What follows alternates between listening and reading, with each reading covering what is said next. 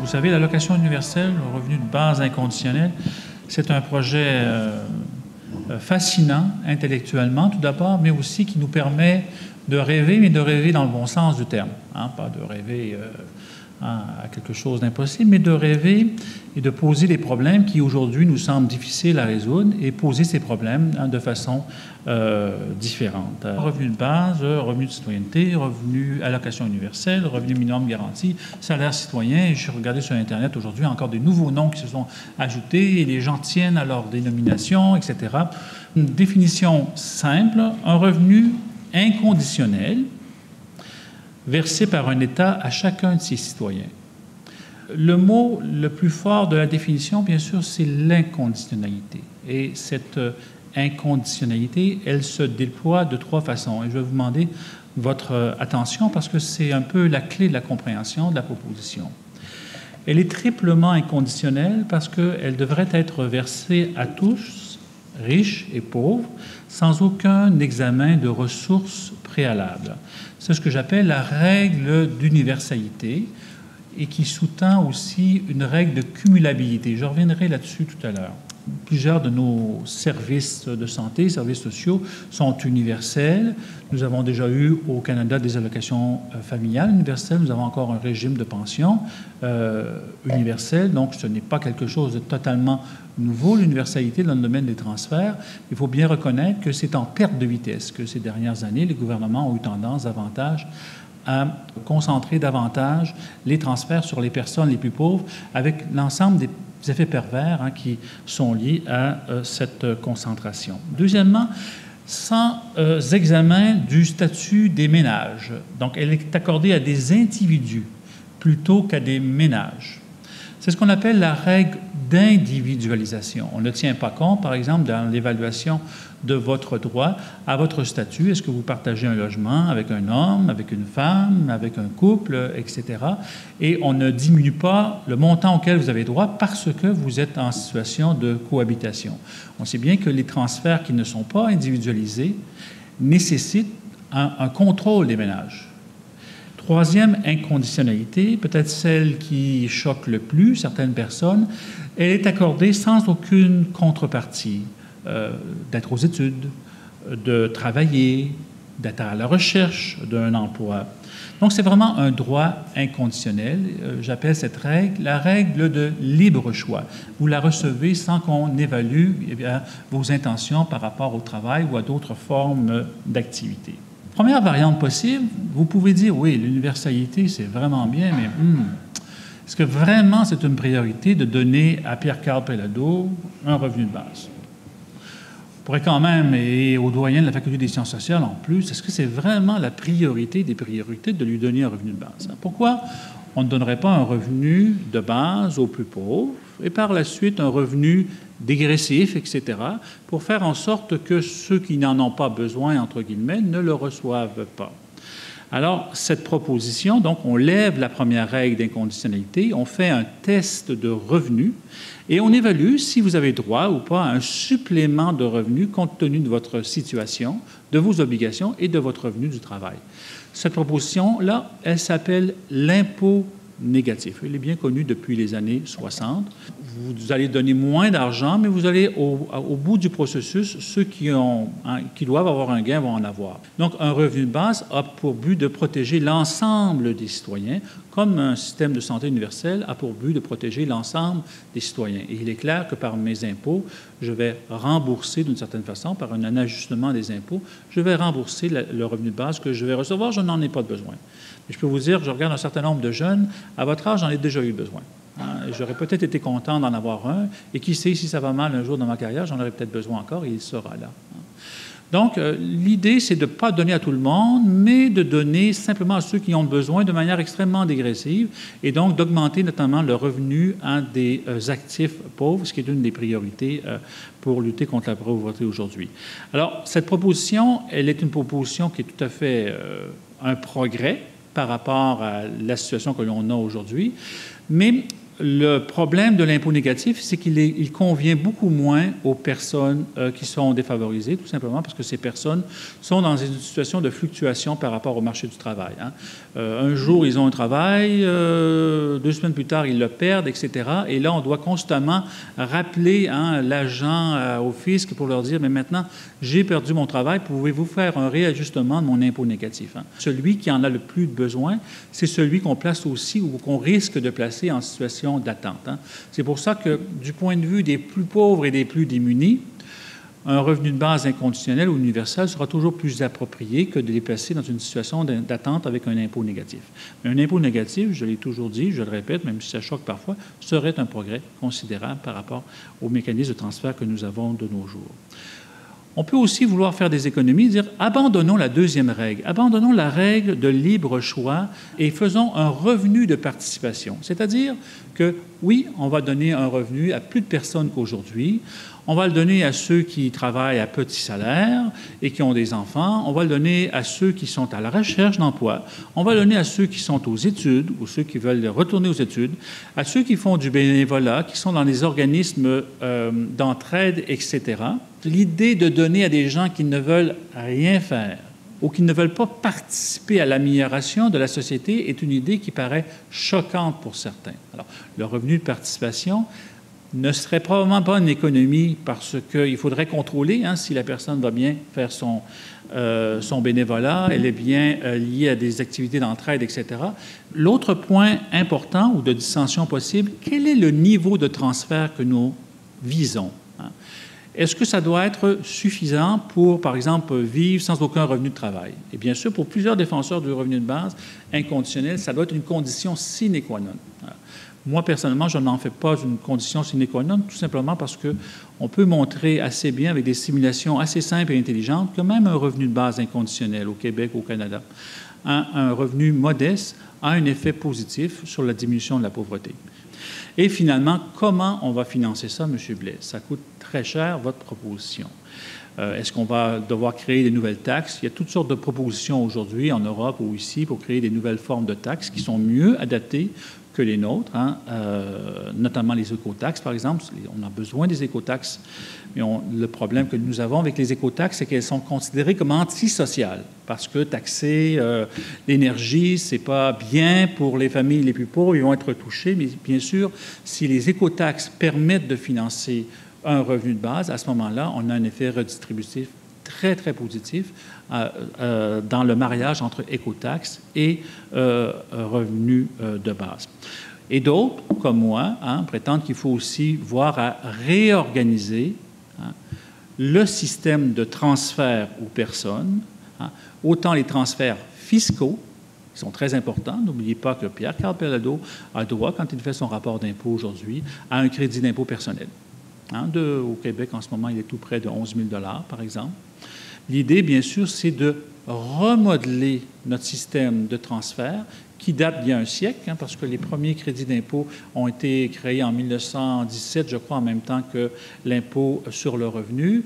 Alors, bien sûr, les propositions les plus intéressantes, surtout pour un pays aussi riche que le nôtre, parce que l'enjeu n'est pas de financer le revenu de base.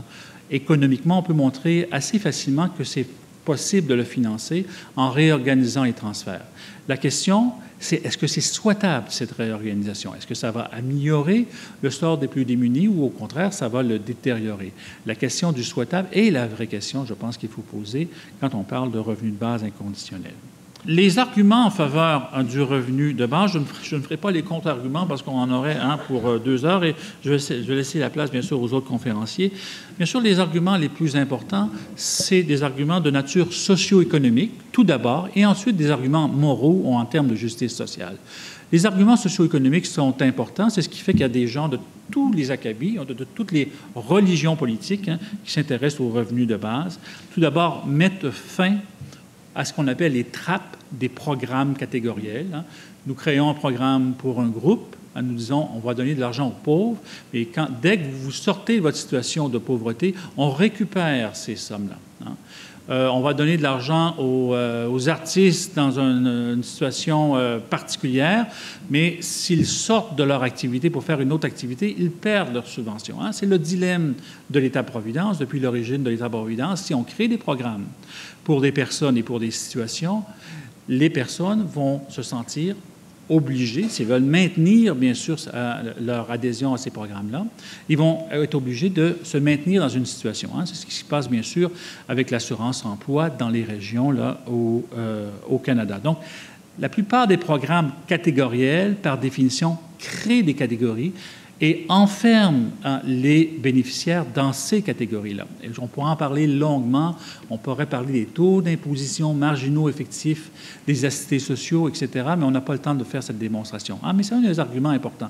Que vous soyez à gauche ou complètement à droite, hein, vous pouvez reconnaître que c'est un problème. L'autre enjeu, pour plusieurs, c'est de favoriser l'intégration de la fiscalité et des transferts. Il y a beaucoup d'argent aujourd'hui qui est donné par le biais de la fiscalité. La fiscalité, ça avantage des personnes qui ont des revenus positifs comme moi, mais ceux qui n'ont pas des revenus élevés en tirent très peu de bénéfices. Il y a des transferts aussi qui sont donnés aux plus riches, aux plus pauvres, et ces programmes-là se sont superposés avec le temps, et il y a un enjeu d'en arriver à une plus grande simplification et une meilleure intégration. Et les exemples sont très nombreux. J'aurais pu vous apporter aujourd'hui là, des graphiques incroyables où l'on voit que ceux, au Québec en ce moment, ceux qui payent le plus d'impôts lorsqu'ils ont le gain d'$1, c'est les familles entre 15 et 25 000 $. Ils sont à 100, 120 % de taux de perte lorsqu'ils ont un gain sur le marché du travail parce qu'on a beaucoup ciblé les transferts vers ces personnes-là. Et bien sûr, dès qu'ils améliorent leur sort par le travail, c'est ce qu'on voudrait, hein, ils perdent d'autant en termes de programmes sociaux. Bien sûr, il y a un autre argument administratif. Diminuons les coûts de tous ces programmes, cette multiplication de programmes catégoriels. Il faut des gens pour les contrôler, il faut des gens pour vérifier le statut des personnes qui reçoivent ces montants-là. Si on avait un seul ou moins de programmes, on diminuerait d'autant les coûts pour la gestion de tous ces programmes. Il y a l'idée d'un support, et ça c'est un argument très important qui est apparu dans les années 80 par James Meade, un prix Nobel d'économie, un support au plein emploi. Aujourd'hui, on finance énormément l'emploi. Regardez les dernières annonces en matière d'emploi qui ont été faites. C'est toujours la même chose. Les gouvernements doivent mettre beaucoup d'argent pour financer les emplois, pour les rendre possibles. Donc, l'État finance beaucoup les emplois. Et l'idée, bien sûr, c'est que très bien, au lieu de financer les emplois, finançons les individus eux-mêmes, directement, par un revenu de base. Et ces personnes-là pourront choisir ensuite l'emploi, le type d'activité qui leur convient bien. Et même des emplois faiblement rémunérés par le marché, mais qui ont une valeur sociale, qui ont une valeur pour les individus. Hein. Développer une troupe de théâtre expérimental, par exemple, hein. C'est bien que le marché n'est pas là pour financer ça. Mais si vous avez un revenu de base, vous pouvez vous adonner à des activités qui sont faiblement rémunérées, qui ont un sens pour vous, qui ont un sens pour la collectivité, même si le marché n'est pas là immédiatement pour le récompenser. Et bien sûr, dernier argument socio-économique, une plus grande efficacité dans la lutte contre la pauvreté, l'exclusion et la redistribution de la richesse. Pourquoi? Parce que la plupart de nos programmes sociaux de transfert importants, l'aide sociale, l'assurance-emploi, sont des programmes qui sont bloqués du point de vue de la redistribution de la richesse. On ne peut pas augmenter de 50 % l'aide sociale. On va augmenter le nombre d'assistés sociaux parce qu'il n'y aura plus d'intérêt à aller travailler au salaire minimum pour un patron qui nous ennuie, etc. On va préférer prendre notre aide sociale et faire autre chose de notre vie, et c'est tout à fait compréhensif. Hein. Le problème de programmes comme l'aide sociale, c'est que si vous allez travailler, vous perdez une bonne partie de ce que vous avez gagné, eu comme gain. Hein, les assistés sociaux sont aujourd'hui plus taxés sur leur revenu de travail que moi. Parce que dès qu'ils vont travailler, on récupère très rapidement une bonne partie de ce qu'ils ont accumulé sur le marché du travail. Donc, ces programmes-là ne sont pas des programmes de redistribution de la richesse. Hein. Assurance-emploi, la même chose. Regardez les surplus énormes des caisses d'assurance-emploi depuis 10 ans, François, depuis 15 ans.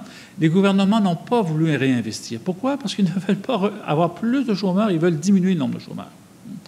Donc, ces mécanismes-là sont des mécanismes qui ont été très utiles dans l'histoire de l'État-providence canadien, mais dont la capacité redistributive est très limitée. Les programmes universels n'ont pas du tout ce type de contraintes-là. Vous pouvez à la fois recevoir un revenu de base, mais aussi aller travailler. Vous pouvez avoir votre revenu de base augmenté. Vous serez encore incité, si vous voulez travailler davantage, à travailler davantage. J'ai isolé 3 enjeux, mais je vais prendre peut-être les 2 premiers qui sont les plus importants. Il y a un enjeu de liberté de choix, de renforcer la liberté de choix. Et quand je parle de liberté de choix, je ne parle pas de la liberté de choix du consommateur. L'idée, ce n'est pas de donner plus d'argent aux gens pour que les gens consomment davantage. La liberté de choix, ce n'est pas uniquement une question financière, c'est aussi une question d'éducation. Quelqu'un qui n'a pas eu la chance d'être éduqué, de connaître l'ensemble des options qui lui sont offertes pour sa vie, cette personne-là n'est pas libre. Donc, bien sûr, pour renforcer le libre choix de nos concitoyens, il faut s'assurer qu'ils aient accès à l'éducation, il faut s'assurer qu'ils aient accès à un système de santé, mais il faut aussi peut-être penser à ce qu'ils aient accès à un revenu de base qui est inconditionnel, qui leur permet de faire des choix pour eux, pour leur famille, pour leurs proches. Ce qui est difficile si vous devez compter absolument sur un revenu de travail, et pas n'importe quel revenu de travail, un revenu de travail suffisamment bien rémunéré pour que vous puissiez ensuite faire vos choix. Et deuxièmement, il y a un enjeu d'équité sociale dans cette proposition. Il y a 2 formes d'équité qu'on doit garder à l'esprit quand on parle d'équité. Il y a tout d'abord l'équité qu'on appelle verticale, l'équité entre les riches et les pauvres.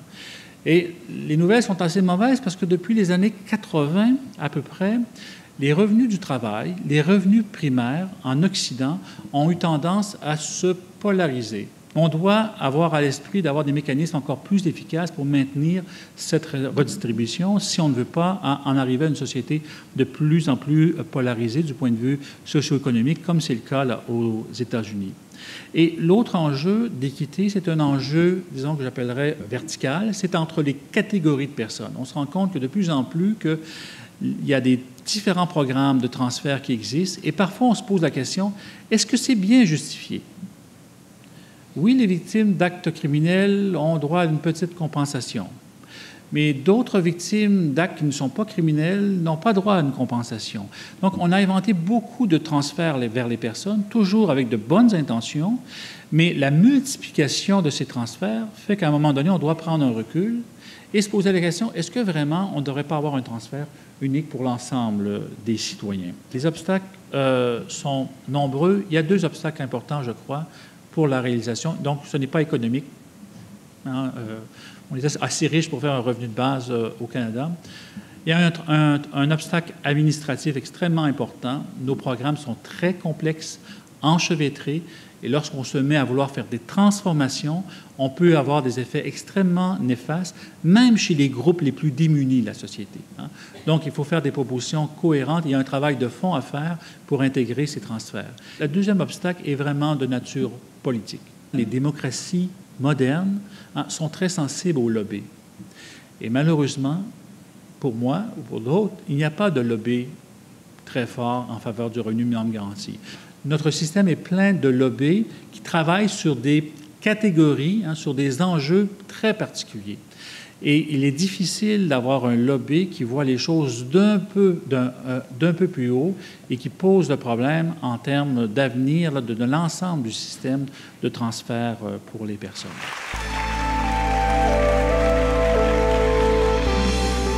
Je vais essayer de présenter un petit peu la situation européenne et puis mon opinion sur l'avenir de cette proposition.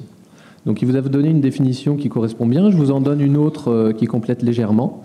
Le revenu de base est un droit inaliénable, inconditionnel, cumulable avec d'autres revenus, distribué par une communauté politique à tous ses membres, de la naissance à la mort, sur base individuelle, sans contrôle des ressources ni exigence de contrepartie, et dont le montant et le financement sont ajustés démocratiquement.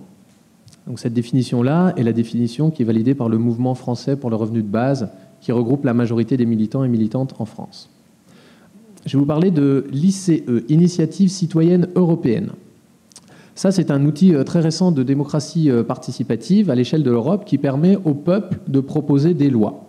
Donc si 1 million de citoyens ou citoyennes au travers de l'Union européenne signent une ICE dans le laps de temps d'1 an maximum et que chaque étape du processus est validée, leur proposition peut être directement présentée au Parlement qui peut alors faire évoluer le cadre législatif.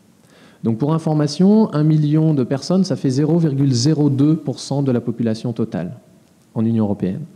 Donc une ICE pour le revenu de base a été lancée le 14 janvier 2013, elle est donc toujours en cours. Elle demande d'étudier sérieusement le revenu de base comme outil pour améliorer le système de sécurité sociale des États membres. Alors vous remarquez que cette ICE ne demande pas l'instauration du revenu de base, parce que les politiques sociales sont du ressort des États membres et non de l'Union. Aujourd'hui, le total des signatures électroniques enregistrées était de 104 480, soit à peu près 10% de l'objectif. Alors il y a quelques pays qui s'en sortent pas mal, comme la Croatie et la Slovénie, qui ont presque atteint le quota minimum nécessaire, la Belgique 40%, la Hongrie 35%. La France, pour information, a récolté à peu près 15 000 signatures et elle est à 1/4 du quota minimal. Donc en gros, à 3 mois de la fin de la signature, c'est quand même pas gagné. Alors au-delà de ces chiffres, j'aimerais quand même dire quelques mots sur ce qui se passe un peu dans chaque pays. Et pour ça, je vais me baser sur l'expérience de Stanislas Jourdan, qui est un journaliste indépendant français, un des initiateurs de l'ICE, et qui fait un peu le tour de l'Europe pour promouvoir le revenu de base. Donc au Royaume-Uni, c'est froid, mais il y a du potentiel. C'est-à-dire, c'est un peu difficile de se réunir autour de la politique, mais la droite au pouvoir casse tellement ce qui reste de mesures sociales que quelque chose va peut-être naître. En Belgique, bon, c'est une histoire connue, grâce notamment à l'influence de l'économiste Philippe Van Parijs, ça va bien. En Finlande, est-ce que l'histoire va recommencer? En 2012, ils ont réussi à obtenir 21 000 signatures. Le revenu de base a été relayé politiquement et médiatiquement, mais là, la mobilisation pour l'ICE est très faible. En Allemagne, qui est un pays historiquement très actif pour le revenu de base, ce sont des grosses forces, mais elles sont divisées. Il y a beaucoup de groupes différents qui ne sont pas très unis. Les Suisses sont les plus avancés en Europe. Ils ont fait leur propre initiative. Ils ont récolté 125 000 signatures. Donc d'ici 2 ans, il y aura un référendum et chaque Suisse ou Suissesse sera invité à se prononcer favorablement ou non pour un revenu de base. En Grèce, alors comme vous le savez, la majorité des Grecs subissent la crise provoquée par le capitalisme financier vraiment de manière très violente. Donc c'est assez difficile de faire converger les luttes qui sont orientées vers la survie pour une thématique aussi transversale que le revenu de base. En Espagne, vous allez voir l'image, l'idée ça va être de rassembler les poissons. C'est-à-dire il y a plein de mouvements partout en Espagne, mais ils sont isolés, ils ne savent pas qu'ils existent et ce qu'ils peuvent faire. Donc au Portugal, la crise est aussi assez violente. Il y a beaucoup d'exodes pour aller trouver du travail en dehors du pays. Donc pour l'instant, le revenu de base est assez embryonnaire. Et en France, bon, il y a pas mal de groupes qui se créent. Et puis il y a le mouvement français qui a essayé de rassembler les différentes visions du revenu de base. Pour moi, la première question à se poser, avant toute autre considération, c'est pour chacun d'entre nous et chacune d'entre nous, personnellement, si j'avais un revenu de base, ça changerait quoi à ma vie? Par exemple, si j'avais 1 300 $ par mois, sans obligation d'avoir un emploi, et que tout le monde autour de moi avait ça, qu'est-ce que ça changerait à mes choix de vie personnels et professionnels? Donc, je vous invite à vous poser cette question, si vous ne l'êtes pas déjà posée. Là, je parle à la première personne dans cette présentation, parce que quand je pense à la place des autres, eh ben, en fait, je me trompe. Et c'est vrai, je pense, à peu près pour tout le monde ici, chacun et chacune d'entre nous peut au mieux savoir ce qu'il ou elle pense et ce qui se passe en lui ou en elle. Mais il me paraît dangereux de dire « les gens pensent ceci » ou « les gens feront cela », parce qu'aucun et aucune d'entre nous ne peut, à mon avis, en réalité, prédire ce genre de choses. Si j'attends d'être sûr que c'est possible pour le mettre en place, le revenu de base, si j'attends d'être convaincu, je vais probablement attendre toute ma vie, puisque le revenu de base tel que nous l'avons défini, il n'existe pas vraiment, et que donc il n'y a qu'en le faisant qu'il deviendra possible. Donc plutôt que d'attendre de le voir pour le croire, peut-être que je vais essayer d'y croire pour avoir une chance de le voir un jour. Donc si on a envie de voir ensemble le revenu de base, on trouvera ensemble les solutions pour le mettre en place. Moi j'ai confiance en nous, je crois en notre intelligence collective, Et puis surtout, le revenu de base, il sera ce que nous en ferons, c'est-à-dire ce n'est qu'un outil. Et donc dans un objectif qui peut être décrit comme liberté, égalité, humanité, ou dans l'objectif d'une civilisation en paix, tout simplement, le revenu de base est d'après moi nécessaire, mais non suffisant. Une seule mesure ne pourra jamais tout résoudre. Notamment tant que nous sommes dans une organisation pyramidale, plutocratique, c'est-à-dire avec les riches au pouvoir, alors que le peuple, les 99%, donc nous, sommes un petit peu dépossédés de notre rôle politique. Donc moi, je défends un revenu de base qui est non violent. Donc une mise en place progressive, chacun et chacune prend le temps d'apprivoiser, de se familiariser avec cet outil. Donc le revenu de base, il peut s'épanouir dès maintenant dans le cadre rassurant de ce qui existe, de ce qu'on connaît, de notre histoire, de tous ceux avec lesquels on s'est construit. On est né pour la plupart d'entre nous dans le capitalisme. On peut le faire d'ores et déjà dans ce cadre-là, pour ensuite évidemment faire évoluer ce cadre en fonction de nos besoins et de nos envies communes. Alors je défends également un revenu de base qui est émancipateur, c'est-à-dire dont le montant est suffisant pour refuser un travail aliénant sans me poser la question de comment je vais vivre. Donc ça, c'est particulièrement important pour les femmes, dont une grande partie du travail est invisibilisée dans nos sociétés de domination masculine. Je défends également un revenu de base humaniste, c'est-à-dire pour tous les humains.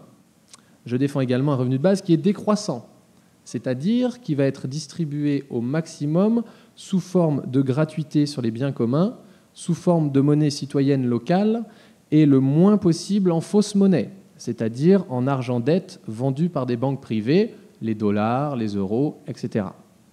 Je défends également un revenu de base qui est altermondialiste, c'est-à-dire qu'il accompagne la fin du capitalisme qui est déjà en cours, mais c'est une transition douce vers l'utopie, c'est-à-dire ce lieu inconnu où l'on veut aller.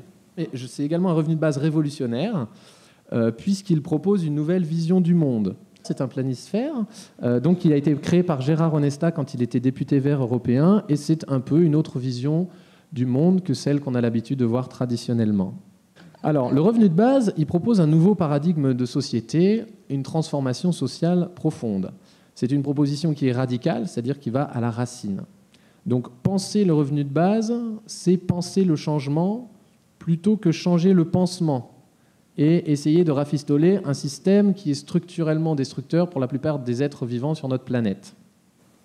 Et cette révolution du revenu de base, évidemment, elle est d'abord intérieure. Ça commence par moi, personnellement, c'est une démarche silencieuse, mais ensuite, elle va devenir collective.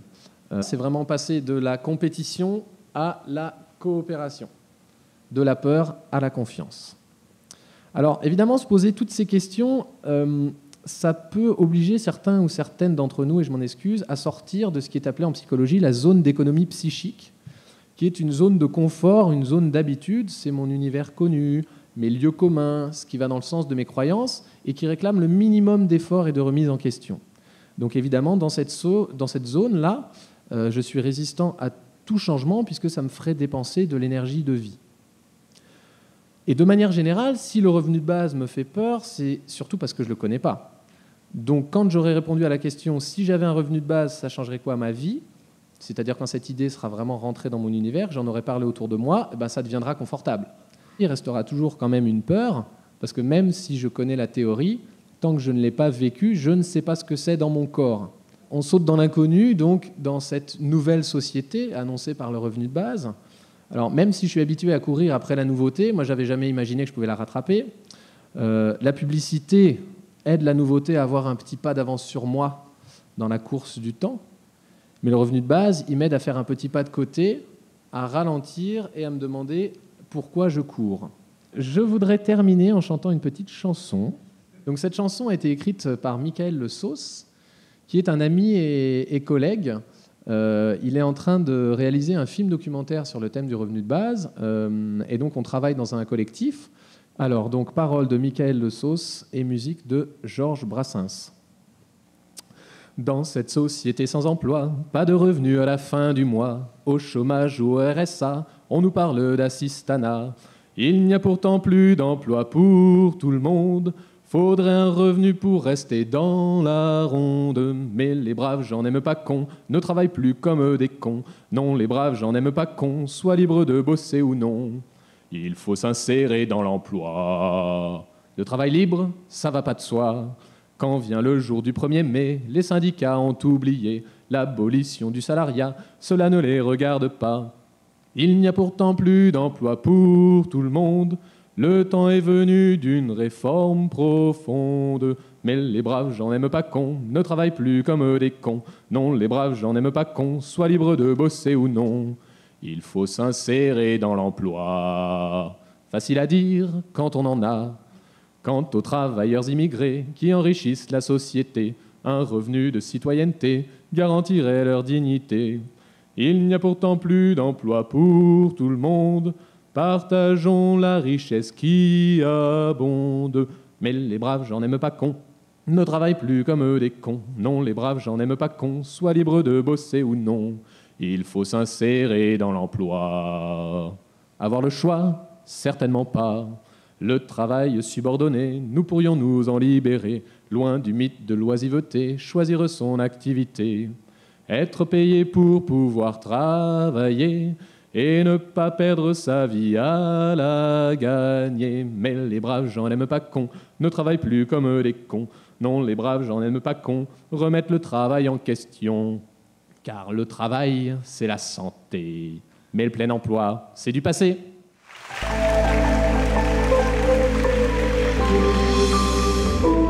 Alors moi, là, je suis un casseux de party ce soir ici, là, parce que moi, je vais vous parler de l'autre côté de la médaille, c'est-à-dire les difficultés ou les défis de mettre en place une allocation universelle et aussi soulever quelques enjeux de société qui sont extrêmement importants. Ce que je trouve intéressant, c'est que ça nous oblige à réfléchir sur de grands enjeux de société, particulièrement aujourd'hui, là où les économies sont en transformation rapide.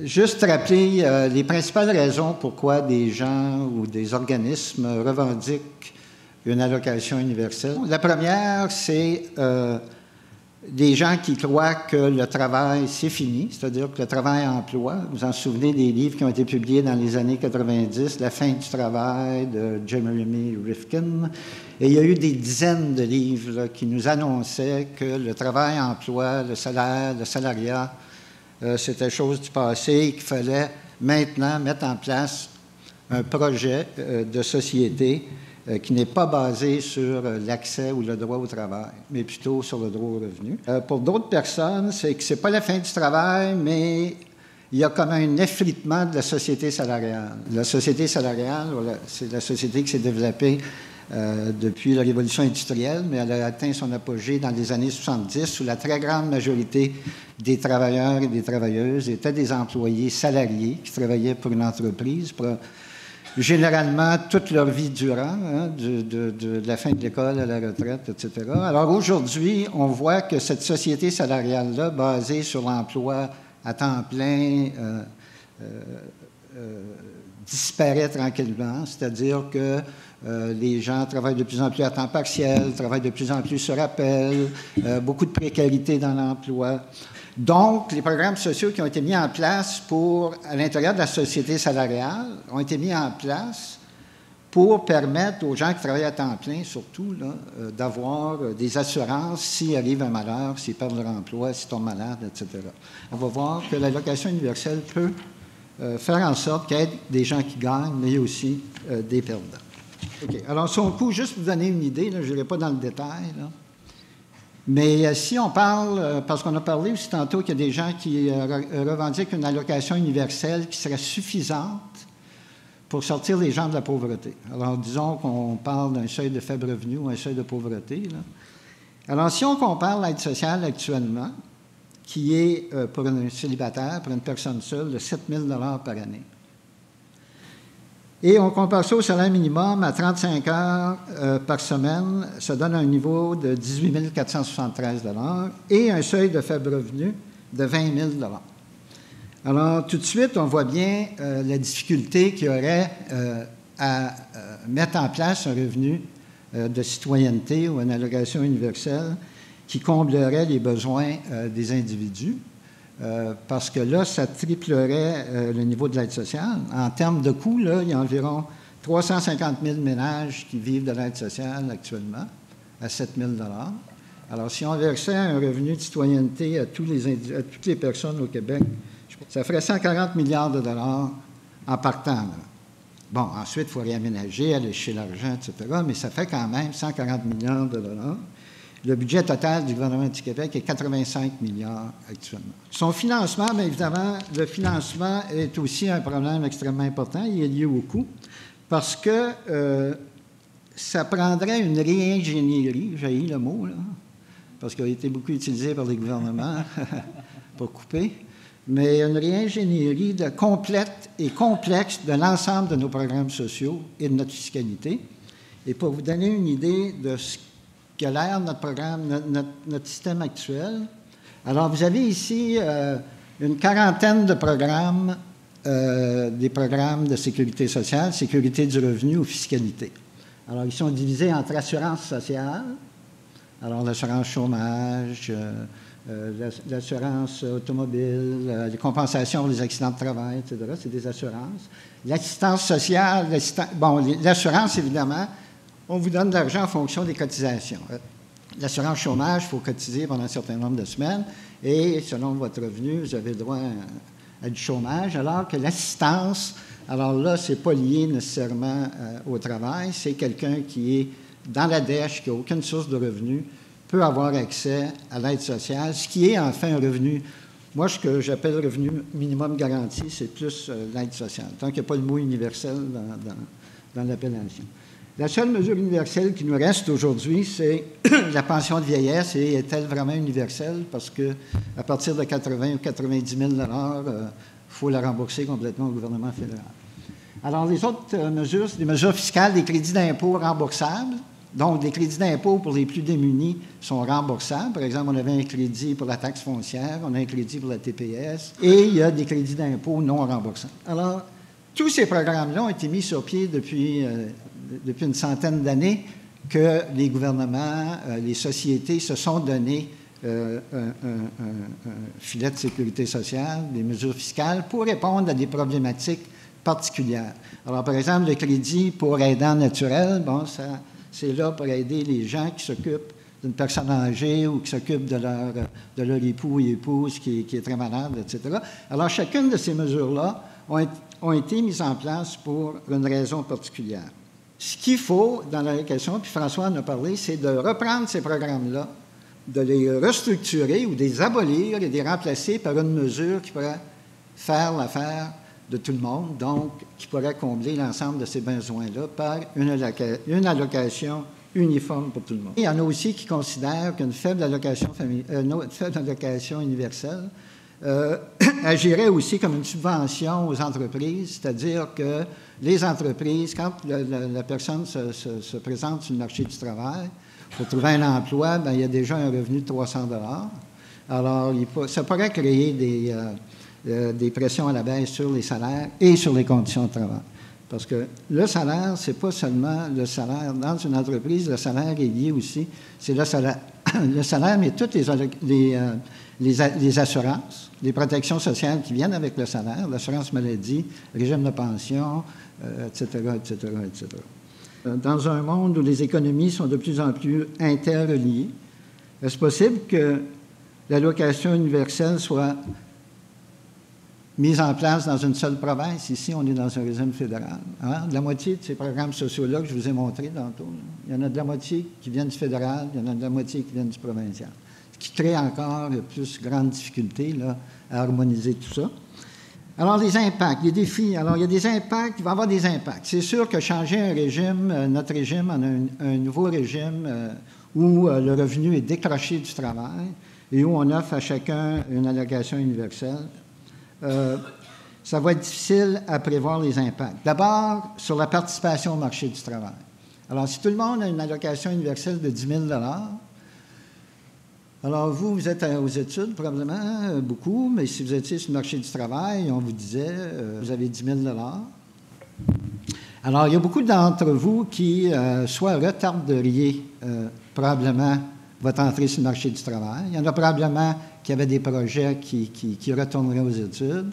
Il y en a probablement qui travailleraient à temps partiel, étudieraient à temps partiel. En fait, il y a plein de possibilités. Le problème qu'on a, quand on instaure une allocation universelle, quand on fait une réforme de cette ampleur-là, c'est important de savoir comment les gens vont réagir, parce que c'est comment les gens vont réagir qu'on va avoir des impacts sociaux, des impacts économiques. Alors, si tout le monde décide, par exemple, à 10 000 de ne plus travailler à des emplois salaire minimum, bien que le salaire minimum est à 17 000 $, mais mettons qu'on ait une allocation universelle de 17 000 $, des gens qui ne voudraient plus travailler, alors qu'est-ce qui arriverait aux emplois disponibles? Alors, c'est toutes des questions qu'il faut se poser. Je n'ai pas les réponses à ça. Mais ce que je dis, c'est que l'allocation universelle doit nous obliger à trouver des réponses à ces questions-là. Qu'est-ce qui arriverait chez les décrocheurs qui ont déjà décroché de l'école secondaire avec une allocation universelle? Est-ce qu'ils raccrocheraient? Est-ce qu'ils décrocheraient? Est-ce qu'il se trouverait des activités valorisantes autres que le travail, etc.? Il y en a qui disent que ça va libérer la créativité chez les jeunes. Les femmes, qu'est-ce qui va arriver à une allocation universelle? Qu'est-ce qui va arriver chez les femmes? Quel va être leur comportement? Est-ce que les femmes vont être plus portées à rester à la maison? On sait que l'ADQ avait proposé, à la dernière élection, une allocation de, je ne me souviens pas combien, 500 $ par mois, pour les femmes qui restent à la maison pour s'occuper des enfants. Le mouvement féministe est très divisé sur cette question-là. Ça va être quoi les impacts sur les salaires et les conditions de travail dans l'entreprise?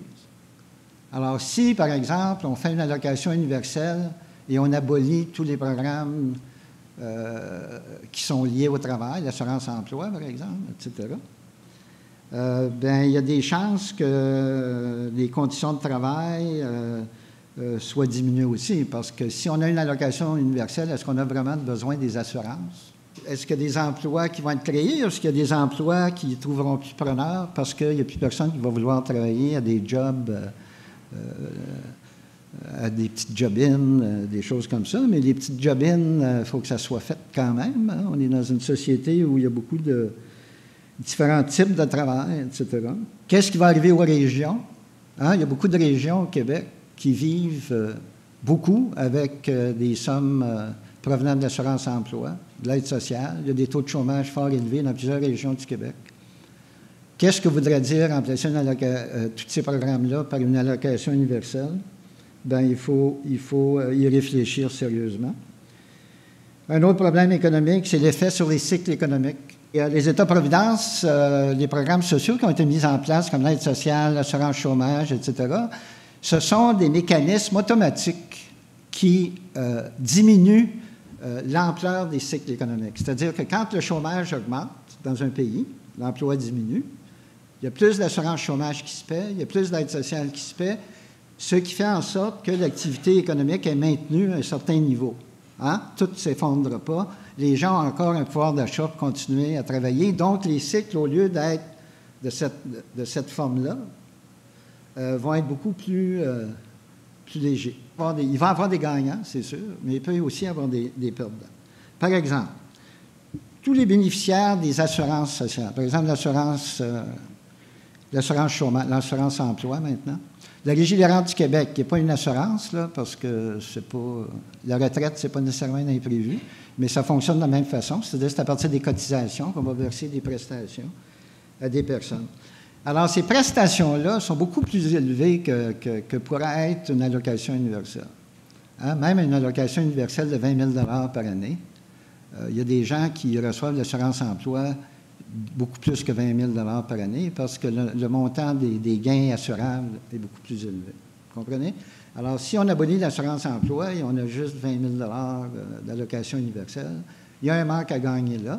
Quels seraient les effets sur les bénéficiaires de plusieurs de ces mesures-là? Parce que ça se peut fort bien qu'une personne soit dans une position qui reçoive plusieurs mesures d'accompagnement ou d'aide qui fait en sorte que ces montants-là soient supérieurs à l'allocation universelle versée.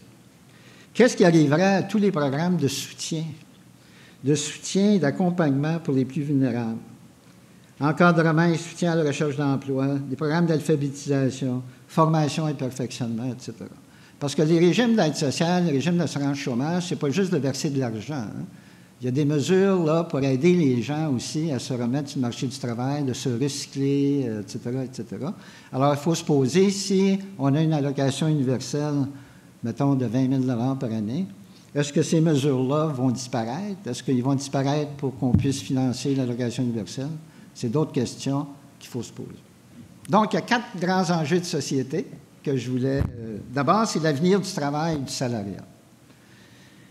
Alors, c'est quoi la place du salaire dans nos vies? Il faut se poser des questions. Est-ce que le travail-emploi est en train de disparaître dans notre société? Ça n'a pas l'air à ça. Il y a de plus en plus d'emplois qui se créent. Les taux de chômage au Québec, actuellement, il est en bas de 8 %. Ça fait depuis 30 ans qu'on n'a pas vu des taux de chômage si bas, malgré la crise économique qu'on vient de vivre, et malgré la crise structurelle qu'on va continuer de vivre. Il y en a qui disent qu'on va passer d'une société de plein emploi où tout le monde peut avoir un travail à une société de pleine activité. C'est-à-dire, ce n'est pas le travail, mais c'est des activités enrichissantes, individuelles ou collectives qui vont remplacer le plein emploi. Alors, quelle stratégie face aux changements là, qui sont devant nous? Alors, est-ce que ça serait de mettre à bas tous nos programmes sociaux pour une mesure unique et universelle, c'est-à-dire recommencer à nouveau? Ou est-ce que ça ne serait pas d'adapter nos programmes aux nouvelles réalités du marché du travail? C'est-à-dire que, oui, l'emploi est plus précaire, mais l'assurance-emploi devrait pouvoir protéger plus de gens. C'est-à-dire de faire en sorte que nos programmes sociaux actuellement deviennent de plus en plus universels. Alors, c'est une citation de Robert Castel, c'est un sociologue et auteur de La métamorphose de la question sociale. Alors, j'ai trouvé ça intéressant. On pourrait peut-être distinguer 2 types d'utopies. Celle qui s'efforce d'embrayer sur le présent et celle que l'on bâtit lorsqu'on a priorité à l'avenir, parce que l'on n'attend plus rien du présent. C'est pourtant le présent qui est prioritaire parce qu'il offre surprise à l'action. S'il est vrai que le travail est toujours le foyer qui détermine largement, et pour le meilleur et pour le pire, et pour la plupart des contemporains, la configuration de leur existence sociale, l'exigence demeure de combattre la dégradation de son régime.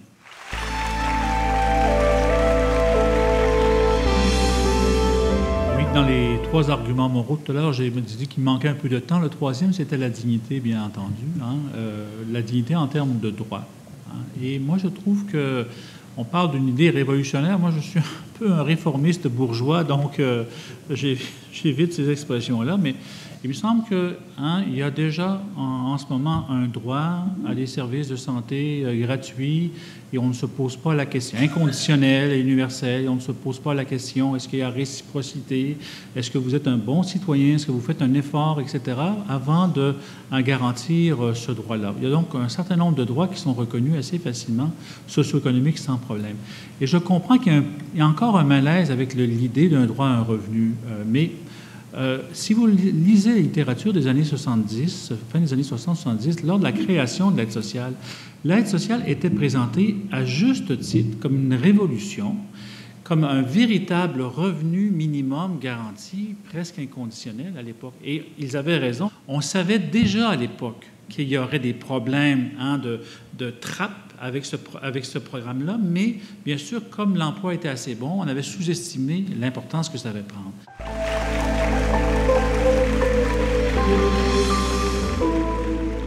La stigmatisation des personnes qui vivent de l'aide sociale, c'est très difficile pour eux autres de vivre ça. Puis c'est sûr que s'ils pouvaient retourner sur le marché du travail puis ne pas être stigmatisés, ils le voudraient. Le gouvernement du Québec a fait beaucoup de progrès et ça a beaucoup amélioré le sort des personnes à cité sociale, mais des familles surtout. Et je vais juste vous donner quelques chiffres. En 1996, 3 familles monoparentales québécoises sur 10 vivaient de l'aide sociale, en 1996. Au début de 2013, il en restait seulement 1 sur 10. Sortir de l'aide sociale, ça voulait dire d'abord pas des grosses augmentations de revenus, mais des pertes, beaucoup d'avantages.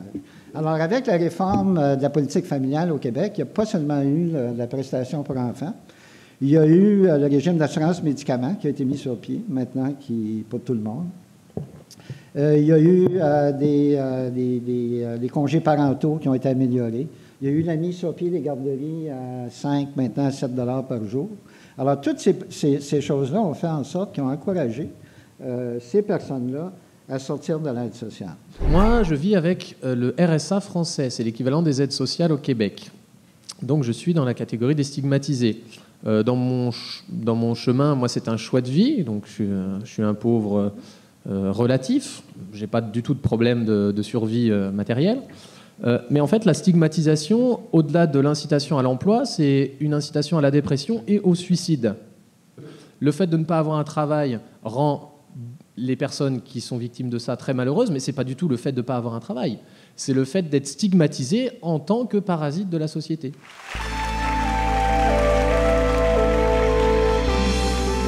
Quel est l'impact sur les prix? Quel est l'impact?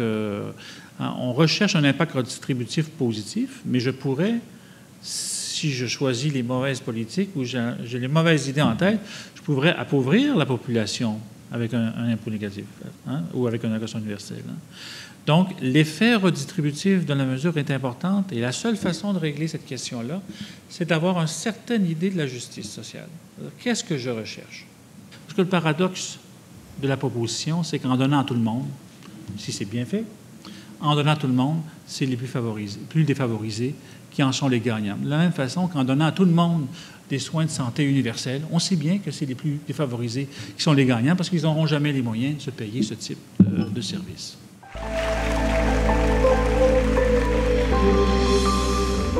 Pour moi, l'économie n'est pas un gros mot. L'économie, elle est au service de l'homme. Normalement, la finance devrait être au service de l'économie et donc de l'homme.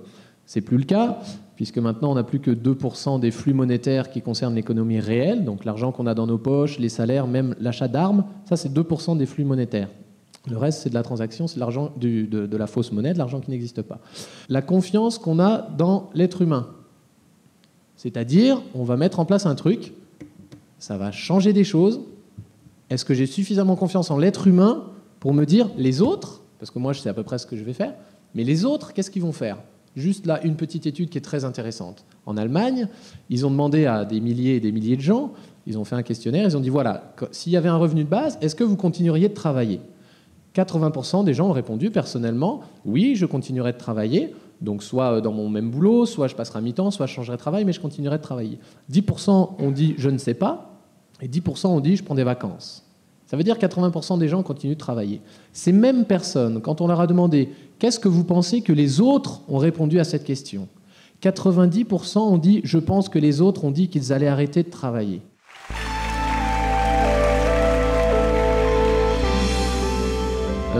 Nous, il y a un économiste français qui s'appelle Marc de Basquiat qui a fait une étude avec, en France, on en a, je crois, 125 des aides comme ça. Le tableau est encore plus gros. Lui, il a fait une étude, une thèse de doctorat. Il a montré qu'en supprimant toutes ces aides sans supprimer l'allocation chômage, sans supprimer tout ce qui est lié au handicap, c'est-à-dire à des besoins particuliers, et sans faire aucune diminution, c'est-à-dire les gens qui perçoivent des aides, des revenus de transfert, il n'y en a aucun qui a moins que ce qu'il avait. En faisant cette truc-là, on obtient 450 €, donc à peu près 600 $ canadiens par mois par Français. Rien qu'en simplifiant ça.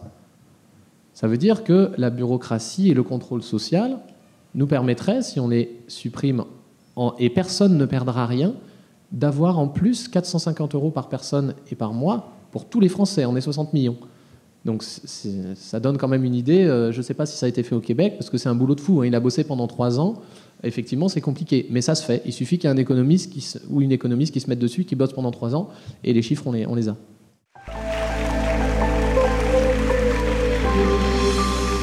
C'est un bien par rapport au sale boulot, puisque si on peut faire les boulots éprouvants à des machines et sortir de l'esclavage, je veux dire, allons-y. Mais ça va, pour moi, ça ne va pas du tout empêcher l'imagination, la créativité humaine, les imprimantes 3D, 4D, parce que pourquoi s'arrêter à 3D, etc. etc. L'avenir, on ne le connaît pas et tout est possible, selon moi, avec le revenu de base. Le travail-emploi, c'est toujours... ça constitue toujours pour l'ensemble des personnes, en tout cas pour la grande majorité de la société, une façon de participer à la société, de se valoriser, d'avoir une vie sociale, etc. Le problème, c'est pas le travail, c'est le travail rémunéré, c'est-à-dire le fait qu'il y a ceux comme moi qui ont la chance d'avoir un travail bien rémunéré et en plus un travail qu'ils ont toujours voulu faire. Il y a ceux qui n'ont pas la chance qui ont la chance d'avoir un travail qu'ils ont toujours voulu faire, mais malheureusement qui est très mal rémunéré et qui sera toujours mal rémunéré par le marché. Et cette injustice-là, il faut essayer de la diminuer, je pense. Il faut travailler à la diminuer, même timidement, c'est assez important.